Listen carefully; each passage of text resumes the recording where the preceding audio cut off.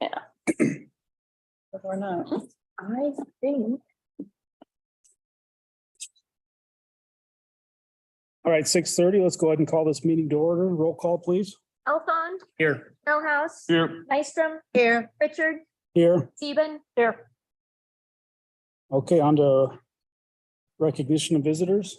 And we can do that. So Autumn, I'm gonna have you come on up. We have a special award that we'd like to give. We have a special doors award that we would like to give, and I'm gonna have Autumn share. Read or done your nomination. Sarah was nominated by a variety of people from our school for her work on our nuts and bolts, and also her kindergarten teacher and the comments that they had about her. That's not great. Can you go to that mic and so that people that are watching can hear what you're sharing? Yeah, then I won't see. Thank you. And I won't cry, so that'll be perfect.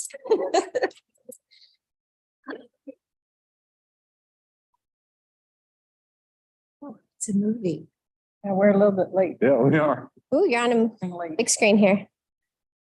Awesome. This is Sarah's third year here in Boone Community Schools, and she has really stepped as a leader in our building. She has the gift of the behind the scenes work that help organize, record, and create tools and resources for her team. One of the comments on here talked about she's really good at organizing the resources that you don't even know you need until you need it. And then it's like, oh, Sarah made that, and it's magic that pops up. She's led our team on things like using slides for instruction and being organized and intentional in that work. She's also really led our nuts and bolts team, which I'm sure you all can imagine. Bringing two buildings together to agree on procedures and policies is a little bit difficult. And she rallies and knocks them out and keeps notes and keeps track of all of those inner workings across both buildings. Has really modeled how to lead those teams. From her kindergarten teams, they said that she has really jumped in. This year has been just a year of so much initiative and helping the whole team move forward. Again, she's one of those behind the scene workers that really rallies her whole entire team. She keeps them on track, creates resources, and is guiding them digitally. She's positive and always helping us push through hard conversations and tasks. Sarah definitely is that. She's that gentle force of support behind moving forward to what's best for kids. She's also grown so much as a learner, which I think this job is hard. And so when you take time to grow and improve, it's awesome. She reflects on her own needs and finds avenues to grow herself and just always find ways to lead and support our students. So Sarah is phenomenal, and we are so thankful for her. She's kindergarten at Lincoln, soon to be kindergarten at Ledges.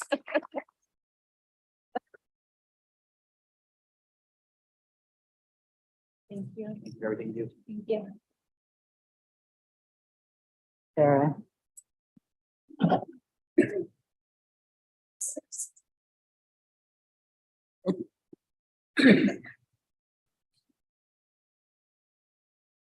Okay, consideration of the agenda. Any changes, Julie? No changes? To approve the agenda as printed? Second. We have a motion and a second. Any questions? All those in favor, aye. Aye. Opposed? Agenda is approved. Okay, it's this point where we'd like to hear from anybody in the audience that wishes to address the board. You're up, Hutch. Okay, on to routine business. Thing to pull out. To approve routine business as presented. Second. We have a motion and a second. Any questions? Hearing none, all those in favor, aye. Aye. Opposed? Motion carries.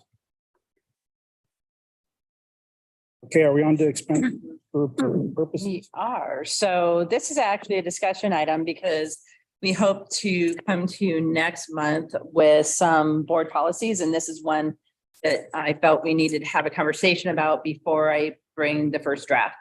So we already have a current public purpose policy in our board policies, and that was attached to your documents. But we also have some samples from other schools and also from the Iowa Association of School Boards with some sample policies and regulations that they had recommended. And I just wanted to have a conversation at the board table about the types of items that you would like to see in our board policy before I bring a draft to you. So that's what I wanted to have the conversation about. And really, it's more about the regulation than the policy. Policies are pretty straightforward. It's the regulations are the specifics. And Paulette's put, I believe, the Iowa Association of School Boards sample regulation up so that you can see that in front of you as well. And so the public purpose is rooted in the Iowa Constitution. And so it's not something that can be easily changed, but I know we did have some conversation at the work session regarding, recruitment and retention and just being able to show appreciation to our employees who work very hard and how we might be able to do some of those things. So, what IASB has come out and shared is that just because a school board might say it meets public purpose, that doesn't necessarily mean it does. But if a school board does agree and document in writing, that, hey, we think that having a welcome back breakfast or an end of the year breakfast for our staff each year, at a district level meets public purpose, then we can do that just to show staff, that we appreciate them and things like that. So we really want to draft something, that we could do some staff appreciation type things. The other one that comes into question a lot is like funerals, flowers for funerals and stuff. Is that a district expense? Does that meet public purpose? So this is what IASB came up with. There are some things that are a definite no, like gift cards, things like that, personal apparel items, but supplies for public areas, limited refreshments such as water and coffee may be available in public reception areas. I think that's, a good idea to welcome visitors and our staff. There's a part in here that talks about providing meals over, if you schedule meetings over a meal time, can you provide meals? They talk about, to the extent possible, avoid scheduling those meetings over meal times. But if you do have to have one, then yes, it's appropriate to provide, a meal for the school board who's volunteering their service hours each year to do this. So things like that.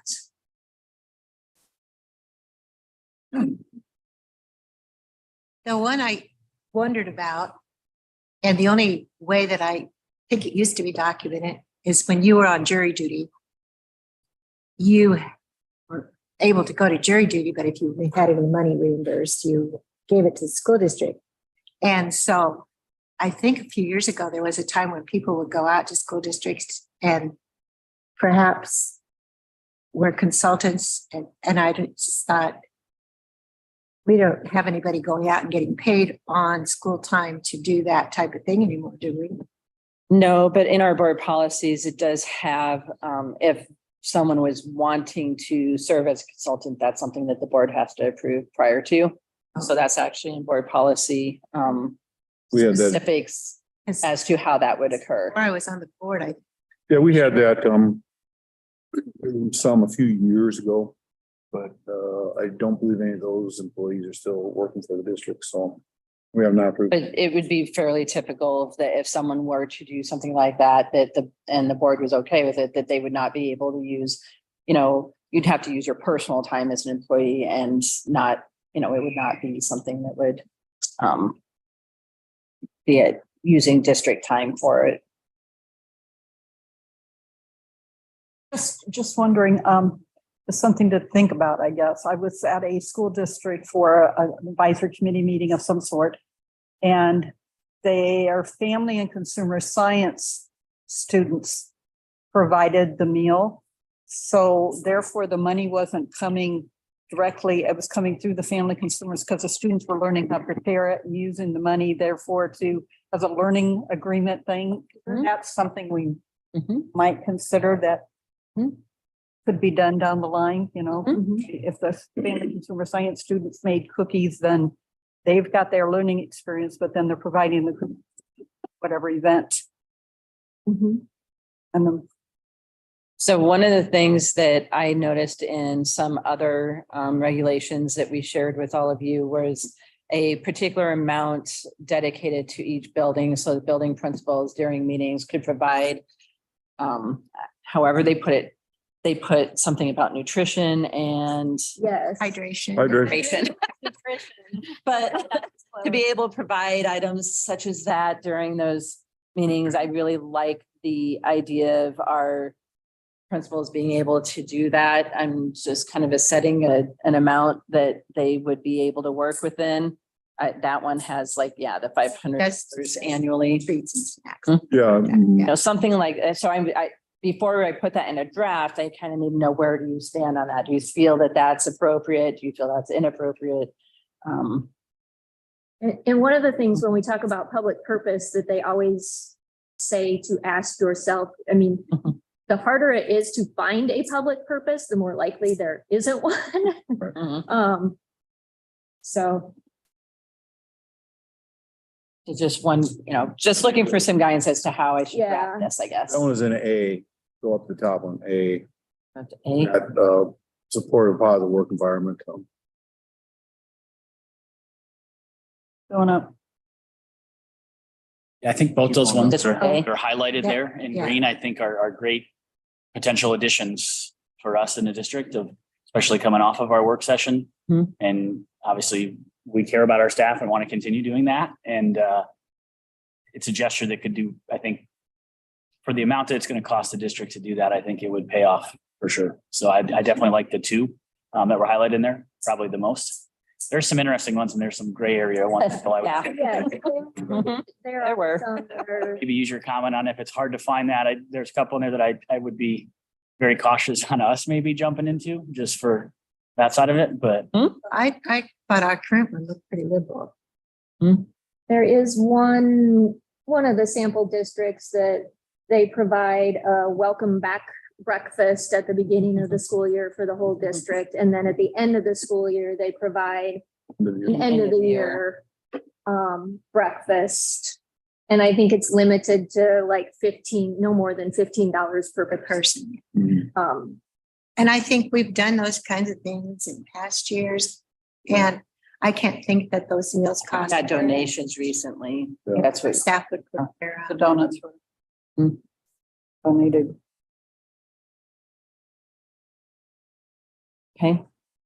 Anything else you'd like me to consider as I try to draft a revision of our current policy? I did notice that policy was a few years old. Do we have any, Yeah. do we have any others? that- old? Oh, yeah, there's gonna be more than this one coming, but this is the one I really wanted some feedback on before I give you a first draft.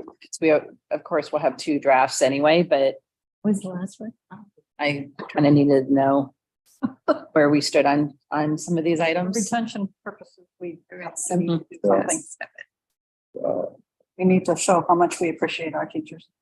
Yeah, I think that the public funding, I think you justify it by saying, hey, we're trying to retain Mhm. our employees, and in this day and age, it's pretty tough for retention when there's not a whole lot, big pool to choose from if you lose one. Yeah. This is a minor compared to the cost of bringing a new person. Okay. the hospitality hydrations and stuff like that. I- The hospitality, like hydrations and Yes. nutrition. I like the concept of that. I don't know how you execute that as much though without, Mhm. I don't mind having it there. So it's an opportunity to do it when it's needed, but I don't know how you execute that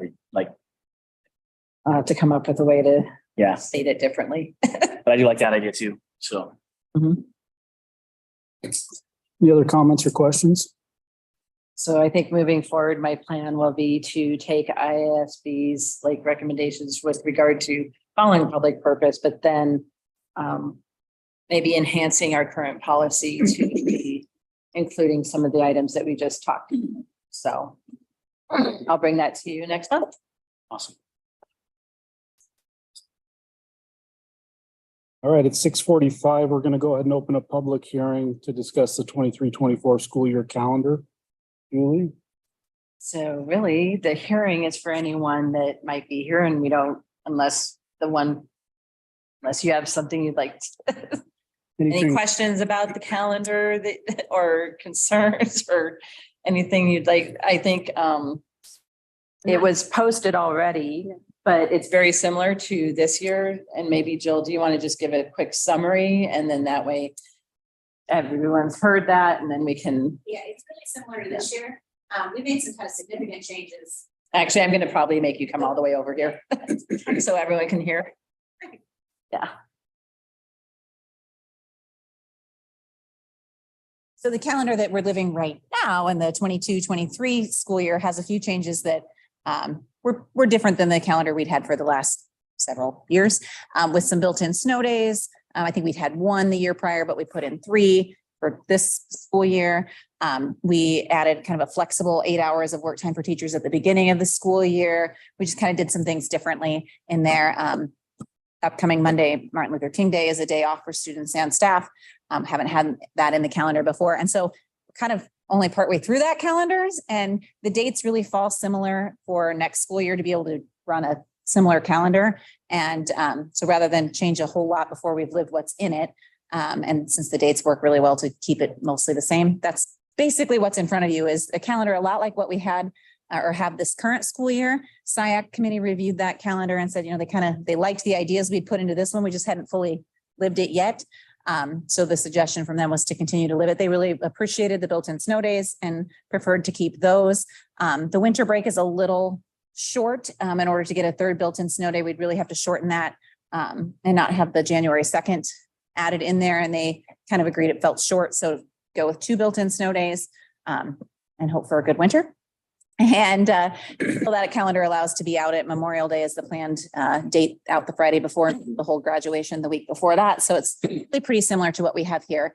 And then we surveyed, our teacher quality committee was looking for a day to add that teacher quality day of optional professional learning in there for staff. We surveyed staff earlier in the fall because in this current calendar year, we had it earlier in August, not as connected to the contracted school year. And the feedback from teachers was that they preferred that it be connected to the calendar. And so then the teacher quality committee kind of talked to some folks to get a sense of, in this calendar, then where would they want that to be? And they felt having an extra day in August, but just tacked on at the very beginning of the school year was the best place with this date to put that. So that came from teacher feedback. And then we did survey our last 2, we call them cohorts of new staff, new teachers that we've onboarded the last 2 years. We've been really trying to survey them on, the things that we're doing and the ways that we onboard staff and get their feedback on what's working and what's not. And we asked them with new teacher orientation, should we tack that right on to the school year, as we've feels like always done, where they've got 2 days of orientation and then they jump right in with all the teachers, or some districts hold it maybe a week prior and then there's a little pause in between there, a little breather for that time. But the feedback from our new staff the last 2 years, they felt like it was pretty close, but there was a little more of them that felt like having it just be you start and you begin your job was the way to do that. So we proposed that the new teacher orientation kind of follow a really similar calendar to what we have this year. Probably more talking than I needed to do to say it's basically what it is this year. That's okay, but I think it's important to know that we did reach out to those individuals who are actually impacted by that calendar to find out where they thought it should be. And to Jill's point, our new teachers, we did have some that said, yeah, we like the idea of being beforehand, but the majority said tack it on the 14th and 15th. So that's how we landed on those dates. And so, so we only have this one calendar to put before you because there wasn't anything that was drastically different that was suggested. I do have one question. Mhm. That is, our first semester is 84 days and our second semester is 93 days. And isn't there something in the state law as far as balance there? Or do we have to worry about that? Because my concern is first semester classes. You just got a single semester class, you're losing 3 days of education compared to that second semester classes. I know this past year, last week, we just had semester finals. This coming year, we're trying to get the semester finals before Christmas, which there's some benefits. Doing, of course, our state legislature several years ago handicapped us and we can't start until 23rd of August, which could start on the 21st make things a lot easier or just make that balance. That's a concern I have. So we had actually had that conversation. I'll let John speak to this as well, but when you actually look at the number of school days that you have, there's not as much difference because in the spring, we actually miss a lot of days that typically you don't miss in the fall. But I'm going to let John speak to that because really that change came as a result of the high school staff saying we really desire to have it in the first semester. So Yeah, I mean, you kind of hit it on the head. It's not an ideal break for the semester to come back from winter break, the couple weeks off, and then try to finish a semester. So what we're proposing in the district calendar is to finish it beforehand and then kind of come back, do a reset, and then start second semester classes. It will be about 3 days less, and then 2 days additional or 3 days additional in the other semester. Looking at our calendar, we tend to lose days second semester, both with seniors finishing early. We're typically heavier in snow days, early out and late starts in the beginning of the year. We feel that with the move to hours, it really balances it out where the days of the traditional 90 and 90 for the semesters aren't nearly as important as they used to be. Probably our best instruction, if you were to ask our teachers, takes place in that October, September, November time period. And there just tends to be a lot of breaks in spring. Not saying that the days don't matter at all, but we feel like the hours are really kind of more balanced than they appear to be. Just wanted to make sure that figure some people listening may have that Yes, it's a good question. absolutely. explanation on the record. I forgot we had that in there as a change. There is that change. I'm guessing no written comments or. Okay, we can go ahead and close the public hearing at 6:52. I'll move to approve the school calendar draft as presented. We have a motion. Is there a second? Second. We have a motion and a second. Any further questions, comments? Hearing none. All those in favor, aye. Opposed? Motion carries. Okay, on to modified supplemental amount for dropout prevention and at-risk. Yeah, so we do this every year where we ask for additional modified supplemental for dropout prevention and at-risk. What I will share with you is that I anticipate us using these dollars more toward our mental health needs as we've met as an admin team. That's something at all levels we have identified as a need, and that's where we plan those dollars is enhancing the supports that we have for students in that area. So I would recommend that we move forward with the approval of $755,199, which is the maximum allowable. So moved. Okay, we have a motion for approval. We have a second. Okay. Motion in the second.